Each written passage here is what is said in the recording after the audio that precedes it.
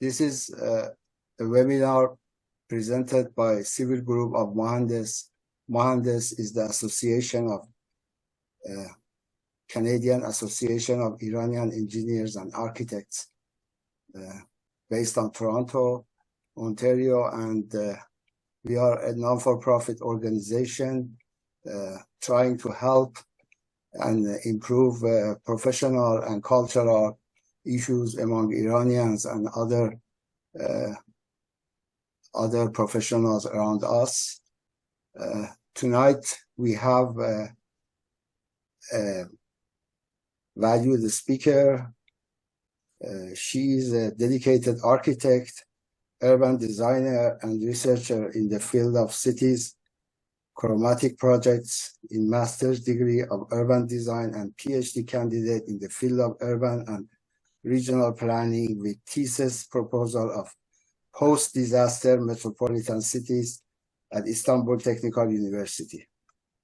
She specializes in certain topics related to urban design and planning, sustainable design, resilience, risk and disaster, post-disaster cities, and metropolitan risk management.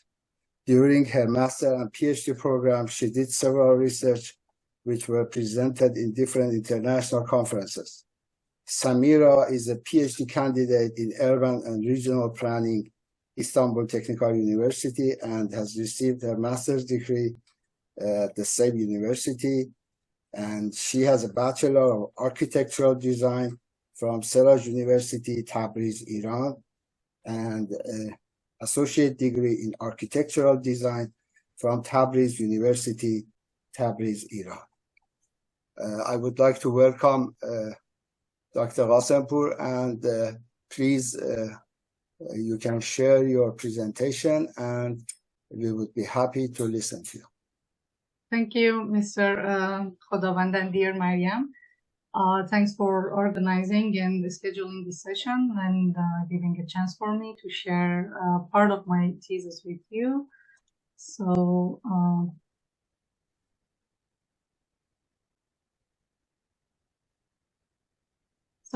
is it clear? Yes, it is perfect. Okay.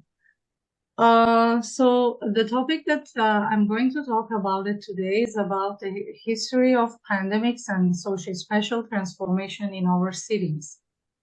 So I just wanted to have some subtitles here, like a brief introduction about like history of pandemics and their impact on our cities, some new trends after the recent pandemic, which is COVID-19, and challenges and disagreement about some new trends.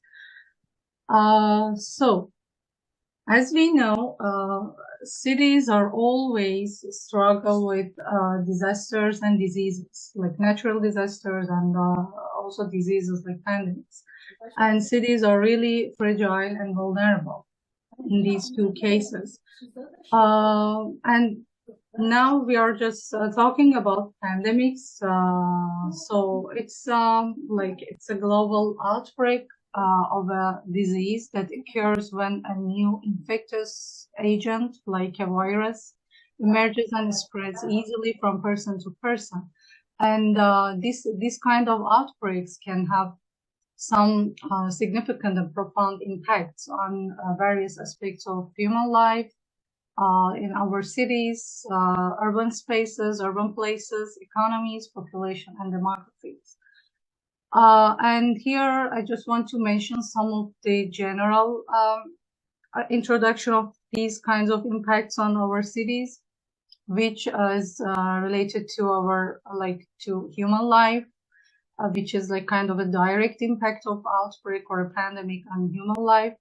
So the most immediate and direct consequence of a pandemic is its impact on human health.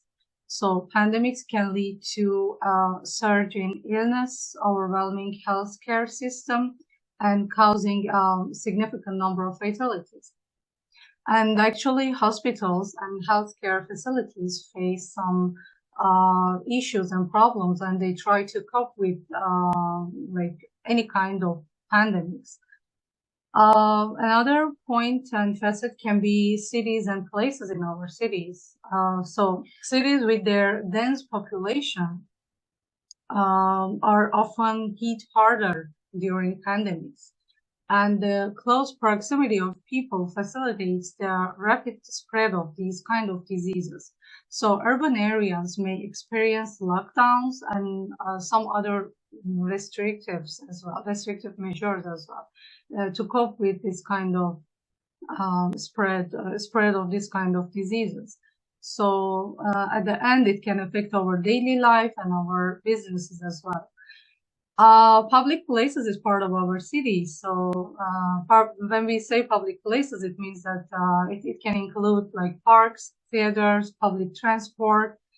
They may be restricted or closed to prevent transmission, and this has implication for social interaction, entertainment, and overall quality of our life can be affected in this case.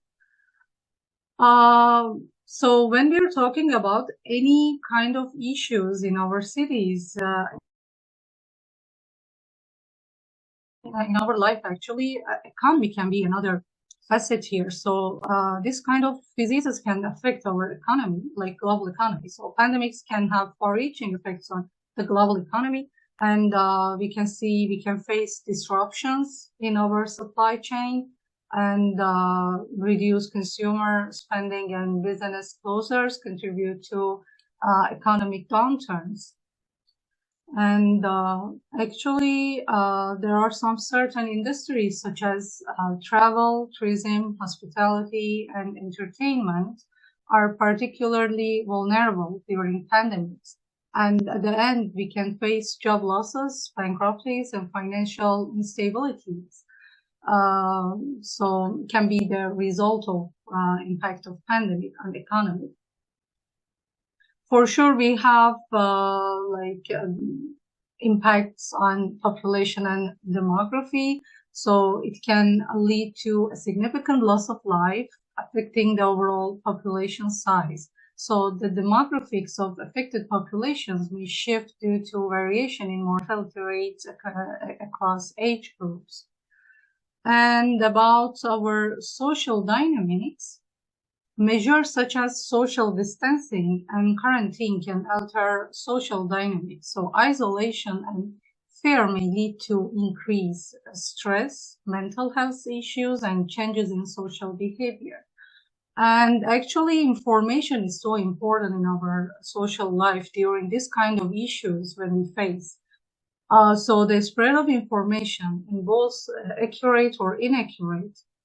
So this kind of information can shape public perception and reactions. So government and health organizations play a crucial role in disseminating reliable information. In general, pandemics have really significant influence in our life, in our city life, in our personal life, and any other department related to economic, related to environment or infrastructure in our cities. So here I want to mention some of the, it is actually the timeline of major pandemics. So actually, when we look at the researchers during the year, we can face lots of pandemics. But for sure, some of them are always like on the top cases as our study cases. I mean, our hotspot keywords, such as Black Death, such as cholera, yellow fever, Spanish flu, and actually the recent one is COVID-19, which is still staying with us, and we are struggling with it. So I just want to, actually, there are lots of details about these diseases and how they affect our life, our cities, but I just want to mention some part of it.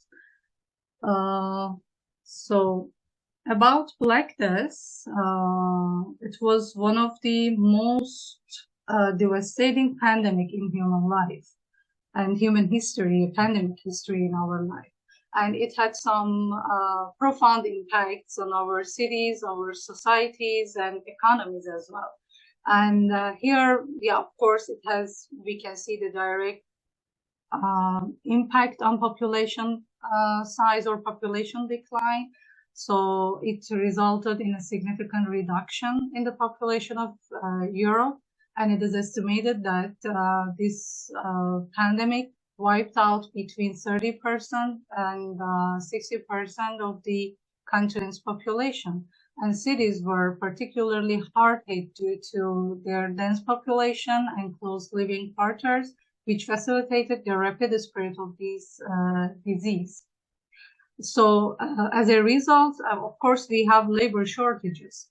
So impacts on urban economies, it has some impacts on urban economies, and we can have like lots of death tolls, and at the end we face a loss of labors.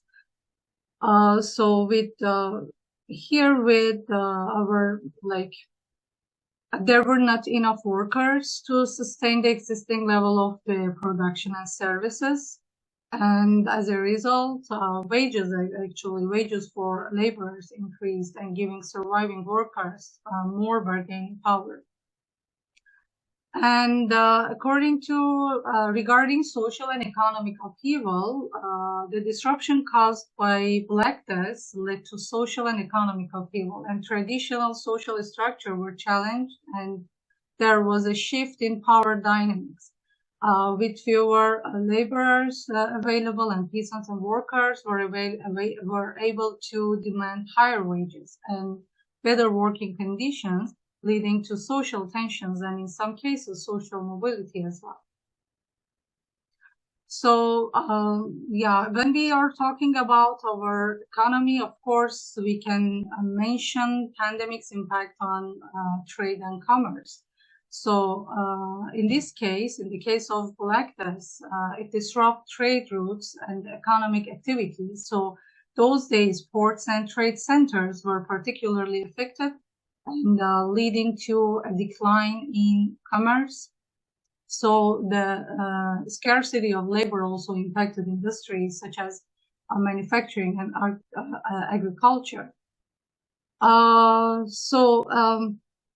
Regarding our cities, in some cases, entire cities were abandoned as a result of this pandemic. So the fear of contagion and the actual devastation caused by the disease led people to just evacuate the city centers mostly, and they just wanted to go to escape to suburban areas. And as changes in our urban planning, in some cases, the population decline and changes in economic structures led to alteration in urban planning. So abandoned areas were sometimes repurposed. So and we face some new patterns of settlement those days. So the next one is about yellow fever. Actually, the impacts are like almost similar, not same, but similar. We can have like sanitation measures here. Again, we face urban sprawl because people wanted to evacuate city centers, urban centers, because those places are crowded with lots of population. So we have some quarantine measures. There were some quarantine zones created and to prevent of the spread of this disease. And about social impacts, we could see like migrations, again migration, but this time not from city center to the suburban areas, from maybe large cities to the other towns, which is the same during our COVID days. And actually, we have some medical advances here, and we have some public health initiatives and cultural changes as well. So cultural changes normally come from our like restrictions during the pandemics in the history. Like the first measure can be social distancing. And the most important two cases here, which we face in our study cases, are New Orleans and Havana, Cuba, which like pandemic, this yellow fever could affect urban planning in these two cases. So as a result, as human, we always learn some lessons from our previous disasters or diseases. And this time, the main point is about discouraging the growth of great cities. But after, like during the years, unfortunately, it was neglected. So I mean, pandemics were neglected. So we can easily forget any kind of diseases or disaster that we faced before. And again, nowadays we can see like construction of great cities, and still we have, and we are just continuing to construct great cities with massive buildings. The next one is cholera. Cholera has like a bit different story. Of course, it has like impacts on urbanization and like other issues like social life. But here, the point is, nobody knew about the origin of this pandemic. So they believed that it was like kind of a virus. But after a while, Jon Snow, who realized that the problem is about, I just want to show this map here. Okay, this is like one of the areas in London. So Mr. Jon Snow just realized that the number of diseases here is more than other areas of the city. So after a while, after doing lots of research, so Jon Snow just realized that the problem was not about any like viruses. So it was about all about Broad Street pump. So it was about water system. So what is the result of this research? So they decided to change all the sewage drainage system of London, and they just try to develop water purification system in cities. And in this time, so they could reduce the number of infected people here. So the next one is about Spanish flu, which is known as 1918 influenza pandemic. So, which is really similar to COVID-19 pandemic, or it's better to say COVID-19 pandemic is similar to this Spanish flu with some specific differences. So, it was one of the deadliest pandemic in human history, and infecting an estimated 1/3 of the world's population and resulting in tens of millions of deaths. So here we can see some impacts of Spanish flu. So we face high mortality rates. So cities experience high mortality rates as the virus spread rapidly within densely populated area. And the flu had a particularly devastating effect on young and healthy adults and also elderly group. And again, it has impacts on healthcare system. And we face some like economic disruption as well, according to these, according to the studies related to Spanish flu and social distancing measures as well, and mask wearings, lockdowns, all of them are same as the restrictions that we had during our COVID-19 days. And this is one of the pictures related to Spanish flu, which was in the year 1918 to 1919.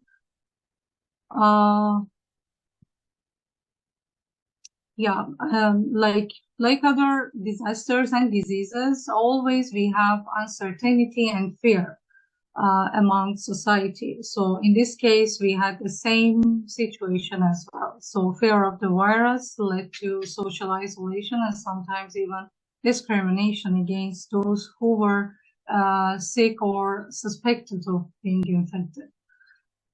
About urban planning and design changes, actually we face some modern architectural designs, and like again we had like evacuations from city centers to suburban areas.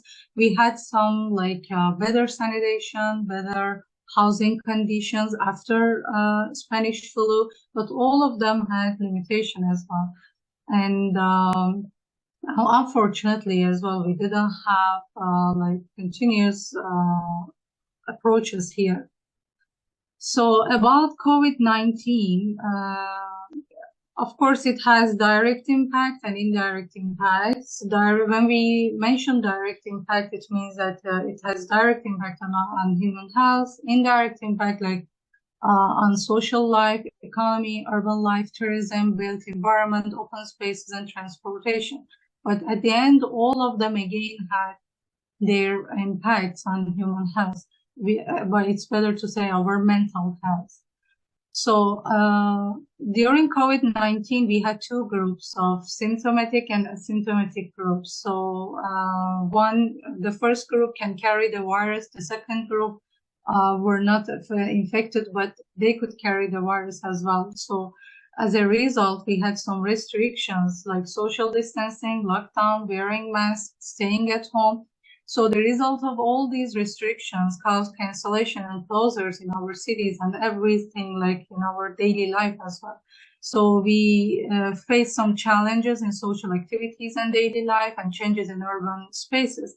But the most important thing and the most important picture that is in our mind, and always, I'm sure that always we keep in our mind, is our ghost cities. So perhaps most of you know this street in Istanbul. This is called Istiklal Street. So whenever you go there, you can find lots of people there. It doesn't matter during the day, at midnight. You can see lots of people. You can see live places there.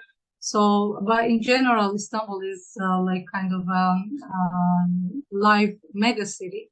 But after the first COVID-19 case, unfortunately, we encountered with this kind of pictures. So we didn't find anyone outside of the house. We didn't find any live places in this kind of live megacity.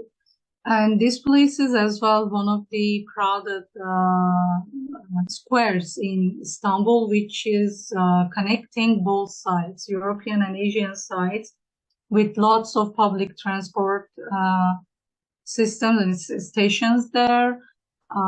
Like ferries, like subways, buses, minibuses. But during COVID days, unfortunately, it was a kind of ghost or dead place in this city.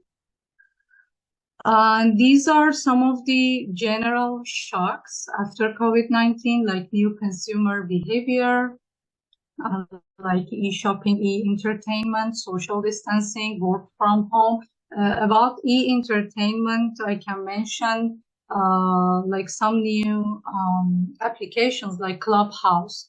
especially for those groups that are working as an artist, like painter, mostly painters or visual artists. So they use this application. They use metaverse. They use some webinars, some virtual actually museums, galleries, museums to release their project. Yeah, COVID-19 again, I mentioned all this. So we had remote work trends. We had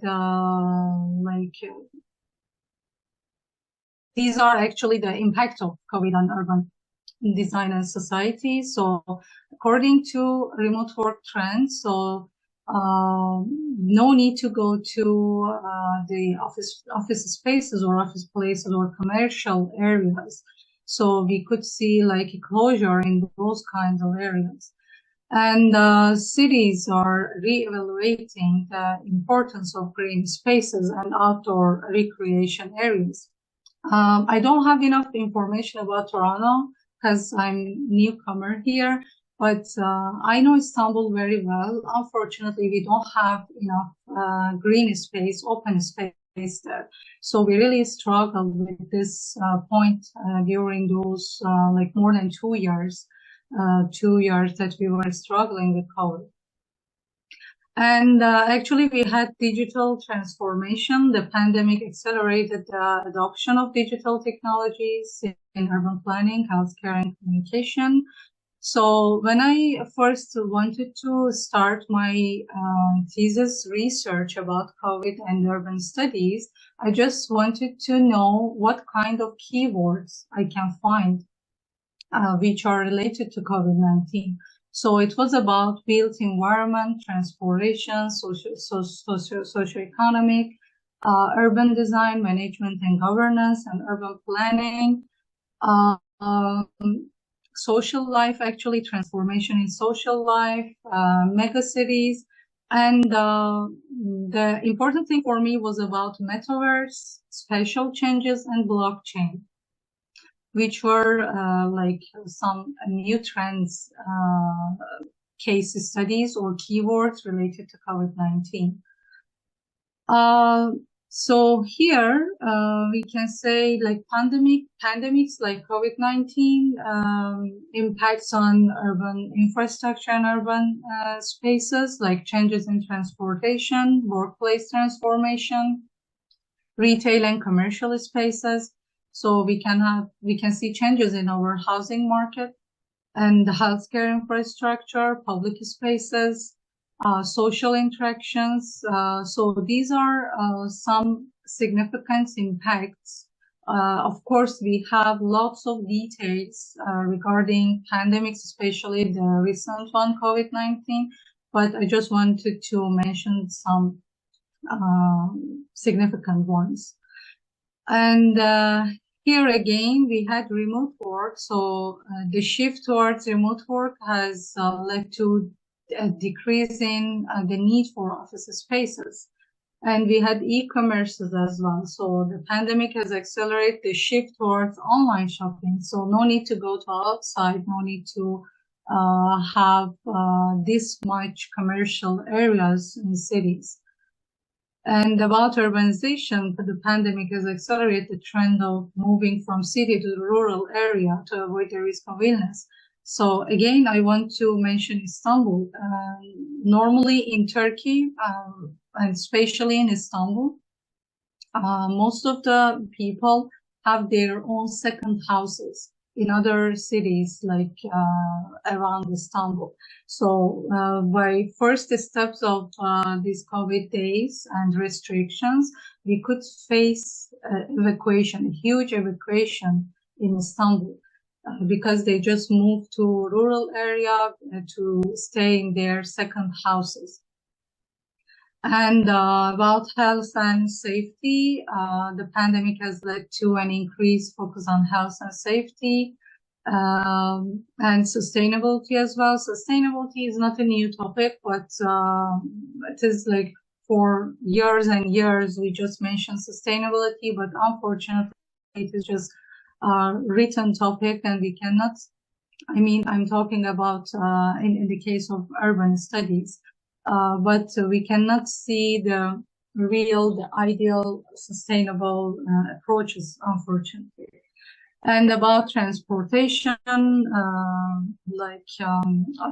instead of using like public transportation system, people normally wanted to use their personal vehicles, or they wanted to use their bike, or just walking. So, and actually digital culture, the one that I already mentioned, the digital culture can emerge in society as a result of the incorporation of technology into social interactions and daily activities.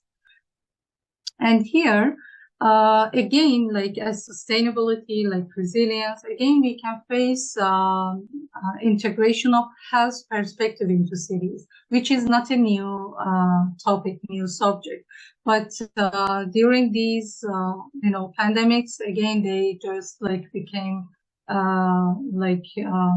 common, popular. Then, of course, we just forget and neglect all of them. And when we mention health perspective in cities, so we have to mention green spaces like parks, and we can it actually includes access to healthy food options and safe sidewalks for active transportation, and designing buildings and streets for walkability and accessibility. And actually, we have to mention air and water quality improvements and healthcare facilities and resources. So here, when we are talking about this health, sustainability, green area, we can face some new trends, which related to remote work, like urban green spaces, digital transformation, resilient infrastructure, localism and self-sufficiency, mobility changes, public health and safety measures, affordable housing solutions. So at the end of all these, we have another concept, again, which is not the new concept in urban studies, but recently, during these 3 years, again, it became popular. So it is garden city. Garden city is often associated with a concept in urban planning that was popularized by Sir Ebenezer Howard in the late 19th and early 20th century. So in garden city, we can see a center in our city and all other facilities. And the city center is surrounded by all other facilities. It has some key features like balance of urban and rural qualities, limited size and population, green belt surrounding the city, self-containment, radial design and infrastructure, public ownership of land, social and cultural facilities. So these are examples of garden cities. But unfortunately, with our recent mega cities, it is kind of a concept or idea. Another concept is about 15-minute city, which is kind of a controversial concept here. The concept of 15-minute city is an urban planning and design idea that aims to create more sustainable and livable and resilient cities. And the pioneer of this idea is Carlos Moreno, who suggested that all the essential services and amenities a person needs for daily life should be within a 15-minute walk or bike ride from their home. So the goal is to reduce the reliance on cars and promote local communities and enhance the overall quality of urban life. And the features are proximity, mixed-use development, local economy, community engagement, public transportation, and green spaces. But for sure, it has some limitations. And again, it is kind of a dream city or just as an idea. Limitations related to equity, like plans to convert neighborhood into 15-minute cities can lead to gentrification. So this means that poorer residents can be forced into less walkable areas of the city, and feasibility in areas with low population density. And we can see like difficulty in implementation, which means that we already have our land use, we already have our infrastructure. So if we want to have this kind of concept in our cities, we need to start from scratch. So in order to start from scratch, we need to have a good investigation. So funding for the switch to 15-minute neighborhood can be a considerable amount in the infrastructure budget, especially if they are to be built from scratch. These are some challenges and disagreements about post-pandemic cities and new trends like 15-minute cities and like garden cities. So of course, these are maybe we can say it is impossible to have this kind of areas or neighborhood, at least neighborhood in our cities. But maybe we can build this scratch from now, and we can gather all the essential information, and we can just have this kind of concepts, this kind of dreamy concepts for our future cities, for our future generations. So according to challenges, we have infrastructure and urban planning challenges, economic challenges, social equity, and we have some challenges related to technological issues and actually about behavioral changes. So people used to live their life without having any transformation.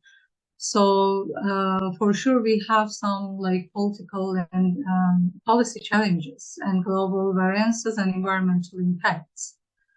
So as a conclusion, I just want to mention like some common themes about urban planning and design. So we face pandemics so every time in our like human history, but we have to like learn some lessons. We have to carry those lessons and improve those lessons to monitoring and to improving our future diseases or disasters. But unfortunately, they are easily neglected. We easily forget everything and just start from scratch without any preparedness when we face this kind of issues in our life, in our cities. So these common themes are about urban planning and design, social inequality, public health infrastructure. And to conclude, I can say pandemics have shaped the social-spatial dynamics of cities by influencing urban planning, healthcare infrastructure, and social structure. And lessons learned from historical pandemics continue to inform responses to current and future challenges in urban environments. We always mention disasters, diseases, and health have always shaped our cities, but it's better to just keep in mind, and in our designs, it doesn't matter which scale, in the scale of in micro or macro scale, it's better to just have a strategy for our disaster and diseases without neglecting them or forgetting them. That's all about my, I just wanted to mention briefly, hope you could, just a moment. Oh.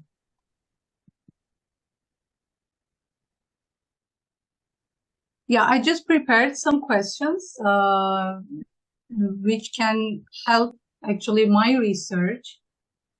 I normally use Mentimeter, but we can use chat section of Zoom to answer the question. It is just like kind of like gathering some responses, like some basic responses with these basic questions.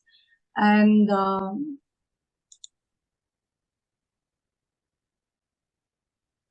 yeah, how can we do it? If you want, we can use chatbots or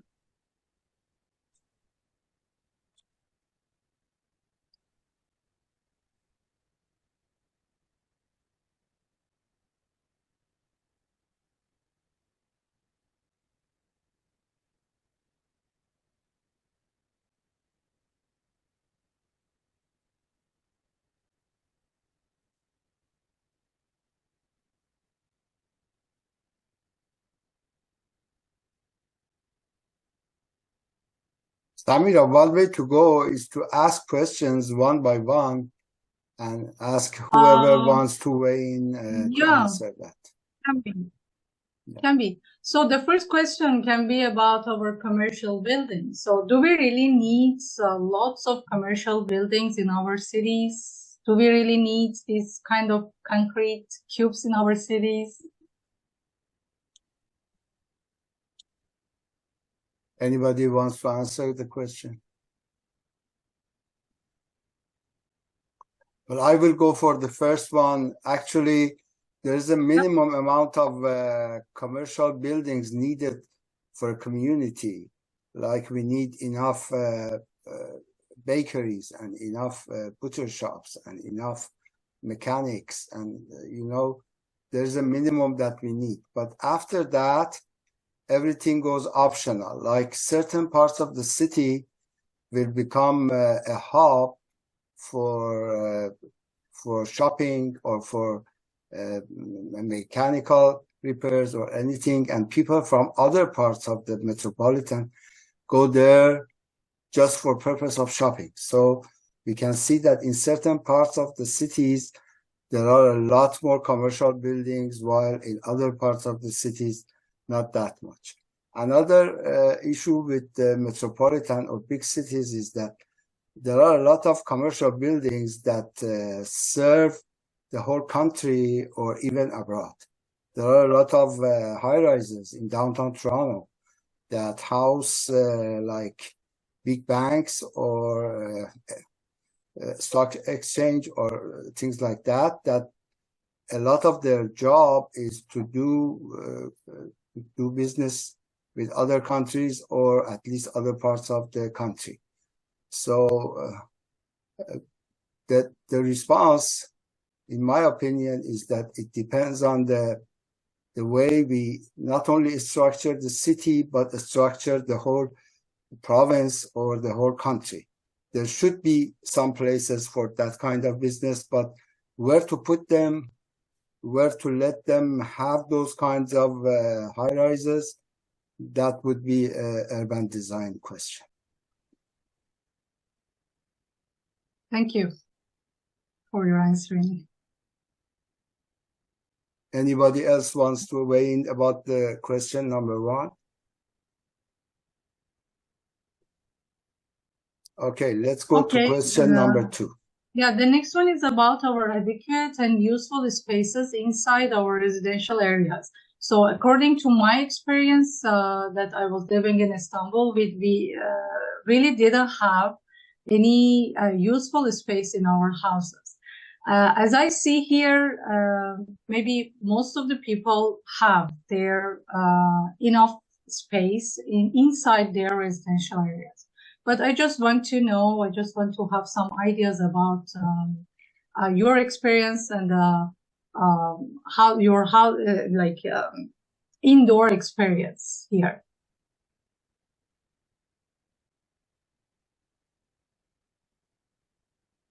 Anybody, please share your thoughts.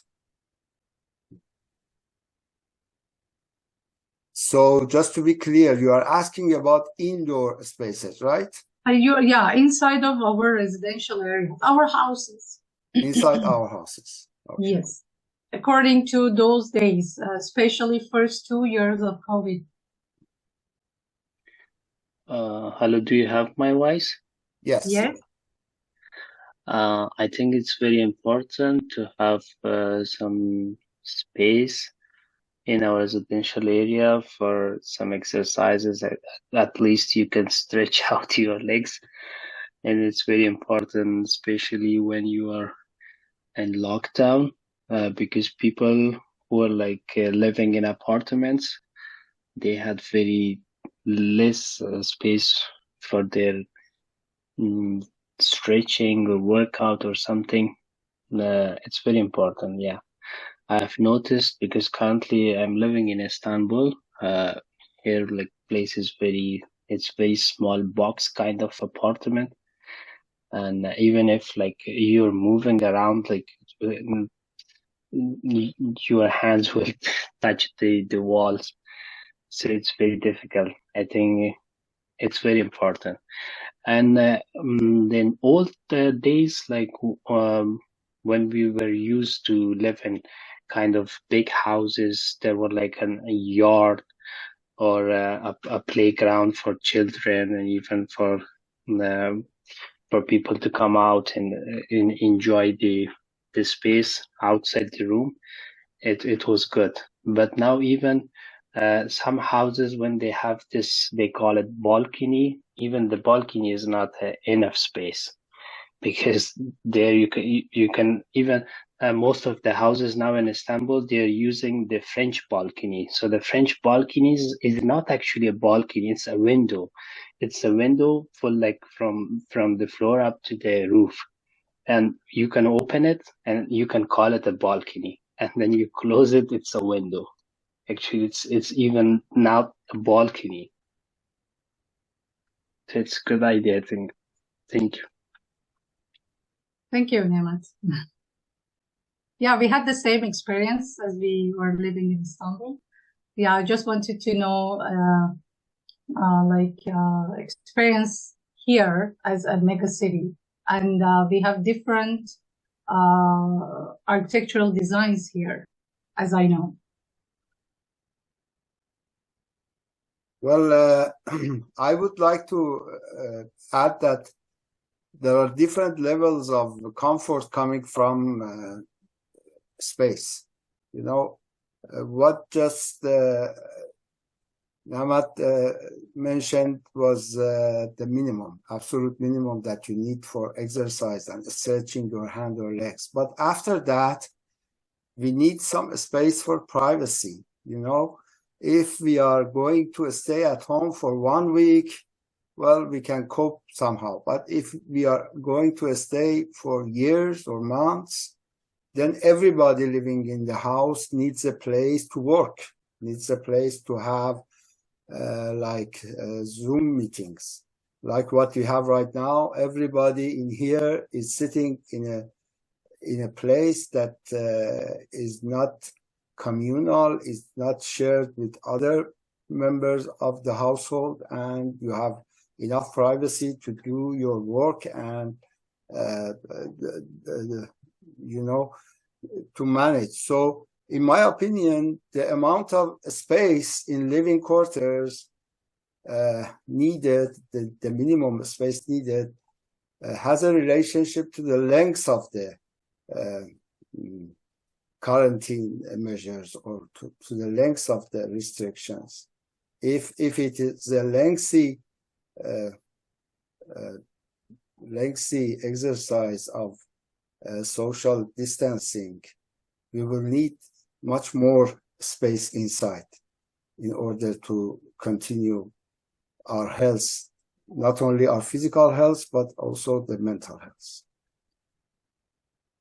Thanks for sharing your ideas. And we can mention the last question here about education, but because the others are so like maybe it would take time, so we can just talk about education. Like, do we have enough education in terms of disasters and diseases?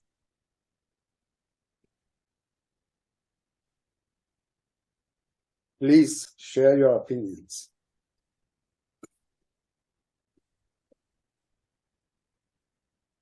Dear Mariam, do you want to weigh in?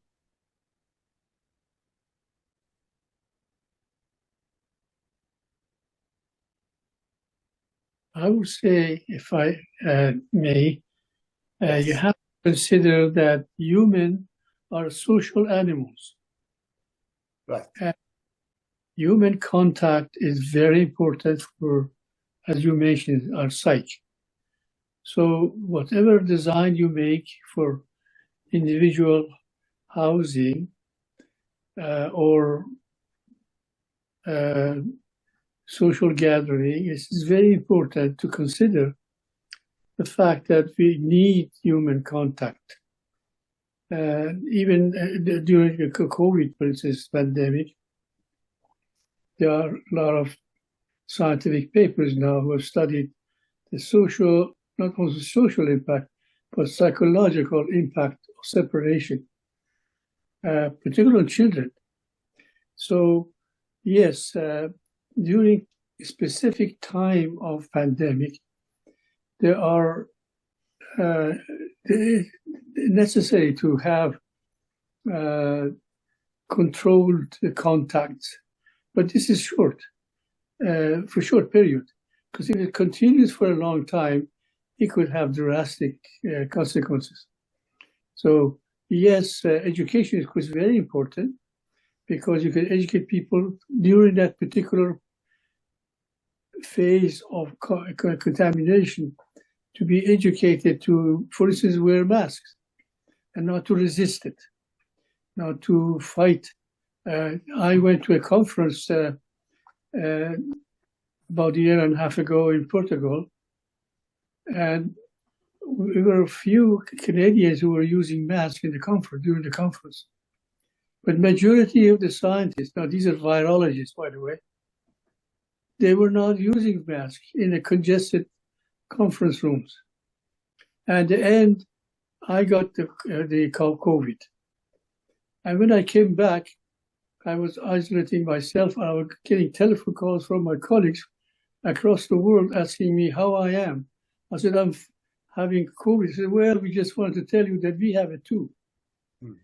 So, yes, and these were all scientists, professors from around the world, highly educated, but they had different attitudes. So they need to be educated very early that certain times in our life when there's like pandemic disease distribution, we have to follow certain rules like wearing masks.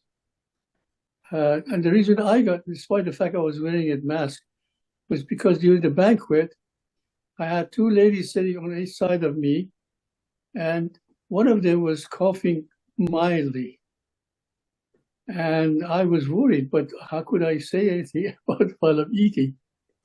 Anyway, fortunately, I got it after I had my presentation. Otherwise, I didn't know how to get my body back in Canada. So yes, education is extremely important, even for educated, for a particular time. But you cannot lock people for a long time and deprive them from social contact. That's what I just was trying to make a comment, not questions. Thank you. Thank you for sharing your ideas. Yes, that was a very important note that you mentioned. A lot of us have this misconception that if we are good at one or two subjects, if we are like highly educated in one topic or two topics, we have the misconception that we are the best in every subject, while that's not the case. So first thing people should learn is that you don't know much about this new thing and you need to learn new things. A lot of people believe that they know enough to save themselves, but it was shown that it was proved that that was not the case. So yes, I agree with you, and it is important that we understand.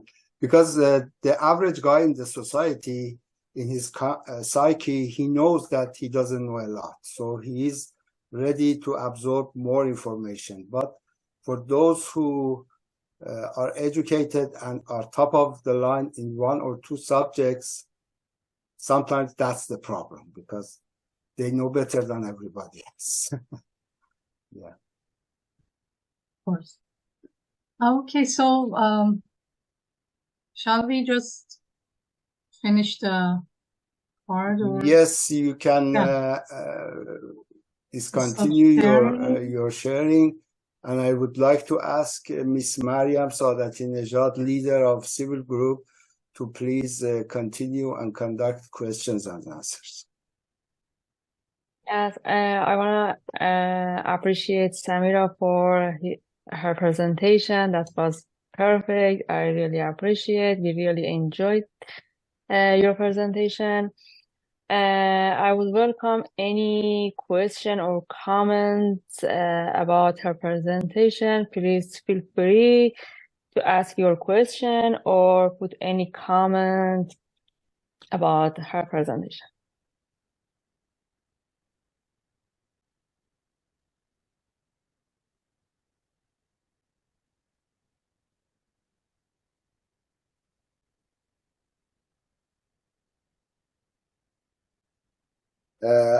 Yes. Dr. Nevati has raised his hand.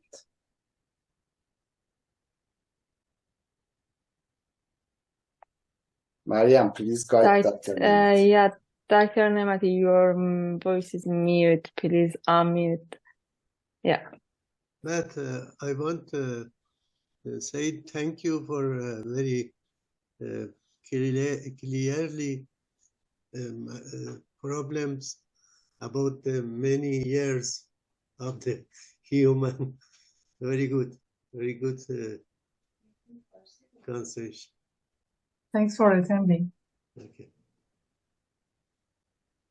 اگه میشه هم فارسی بگیم که تشکر میکنیم از این همه اطلاعات سالهای متمادی جهان رو جمع آوری کرده بودید. خیلی جالب بود. همه در از صدماتی که انسان در اثر بیماری‌های مختلف دیده بود و با آمارهای بسیار جالب و اسلایدهای خیلی روشن نشون دادی که خیلی استفاده کرد. مرسی، ممنونم. من تشکر میکنم.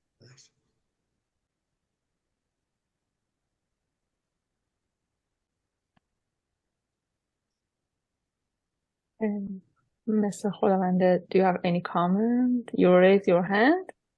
Yes, I would like to continue part of Nemat's comments about the way people want to interact, and other colleagues' comments about human need for physical interaction. You showed a slide of Istanbul, of a narrow street with houses on two sides of the street. During pandemic, I saw a number of clips coming through social media showing that people came to their balconies and interacted with each other. Somebody was doing music, was playing music. Somebody else was singing an opera, and everybody clapped for them, and they shouted at each other and greeted each other. So I wonder if the concept of narrow streets that adjacent or opposite houses are less than 20 meters apart, and the necessity of real balconies, because as again was mentioned here, most of the balconies they make today are just for figurative and decorative reasons, not real balconies. Have you seen any studies regarding the necessity of opposite sides of the streets having balconies or big windows that people can at least interact from a distance to each other? Actually, because I always search about urban studies, like in the larger scale. These are about architectural design, but to be honest, I didn't face this kind of research in my studies, but I just gathered, I just saw some pictures about that. So it can be like kind of a good concept for our future cities as well. But yeah, it can be a good point. I guess I lost my connection. So regardless of other Can you hear studies, me? what's your professional idea about this? What is your personal recommendation on this? Yeah, it can be about, sorry, I have some like connection problem here, I guess. So yeah, about like buildings, actually it depends on the space that we have. Like regarding Istanbul, actually we have this kind of places without balconies. Actually, in most of the cases without any windows. But it can be a good concept for our, future improvements in our cities. We can have, some balconies to, in case of like, in order to interact, we can have some like common spaces, among buildings. So these can be like, tiny touches, but it can be like kind of useful, concepts for our future parks. Again, it depends on the city, on the neighborhoods, and which place of the city. But it can be a good concept for our future cities. So maybe you could put the proposal to put this kind of necessities to the building codes. That, yes. Yes, in cities they have to provide at least a kind of balcony or a kind of big window for distance interaction of people. Maybe you consider that. Actually, recently we have some like balcony project. Like we have to have balconies in our buildings, but it is not just about interacting. It's just like we just mention only one block, not about some other blocks, not about in the huge scale like neighborhood. But yeah, and mostly the other part of the transformation in buildings is about like extra rooms for working area, because recently we have hybrid works, we have remote work. So the other part is about extra places and extra rooms in our buildings, residential areas. Okay, I really appreciate your interesting conversation. We really enjoyed, and it was really useful. I have Rawan here. Go ahead, Rawan. It was nice presentation, and I like your ideas, what you're talking about future. I have this because I'm not an architecture designer, never been in this field actually, but I'm interested in your presentation. I enjoyed it. I'm happy listening to all of you. So I have like a thought kind of things, and maybe it's a kind of question for you. Is it the architecture designers who are changing the cities and the people's ideas, or is it the people who are forcing the architecture designers to design something good? What do you think? Because when I want to buy an apartment, okay, so the dealer, like the guy, the property dealer, he takes me to places and he show me an apartment, and I have no other option. I have to pick one, okay, because I cannot design a building from the scratch. So see, like what do you think? Is it like the people who force the architecture designer to design something good, or is it the architecture designer who are changing others people, like their perceptions and ideas, like how to have a house? Like if it is architecture designer, then why we have this much mass, like the small boxes and like not a proper good building to live in it peacefully, happily, healthy, like in a good way? What do you think about this?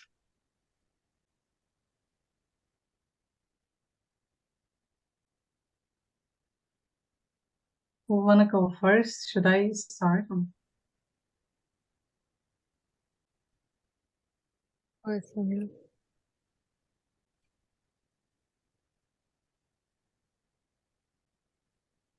Samira, the question was Yeah, I to can start. Yeah.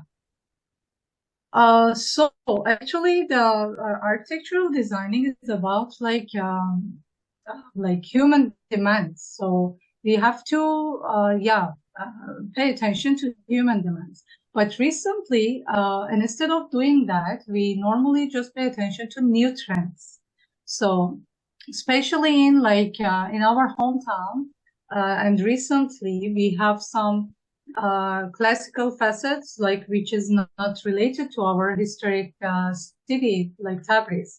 But these are because those are some new trends. So we just want to have all of them, we just want to, shape same and like kind of same cubes with same facets, regardless, like human demands there. But the important part is, we should, first, we should gather the demands, what we need, what human want, what our client want. Then according to those demands, we have to, start our designing. Of course, we have to start from like scratch, and we have to improve it. But for sure, we have some like main points, like let's say sustainability, let's say green energy, let's say green spaces. Plus, we should add our client, or like the demands that people want.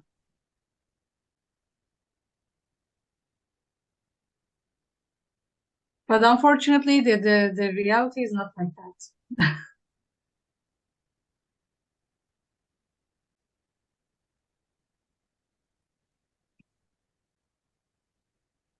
Okay.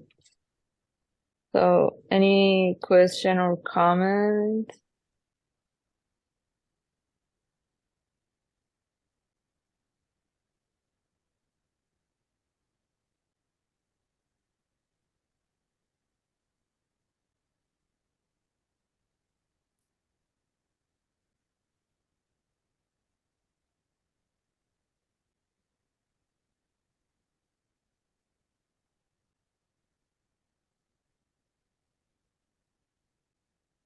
Mr. Robotian in chat box said thank you for your informative presentation, Samira. Y'all, thank you. Thank you. So if there is not any more comments or questions, we can wrap it up right here. Yeah. Right? Yes, that's right. Thank you for your time and consideration.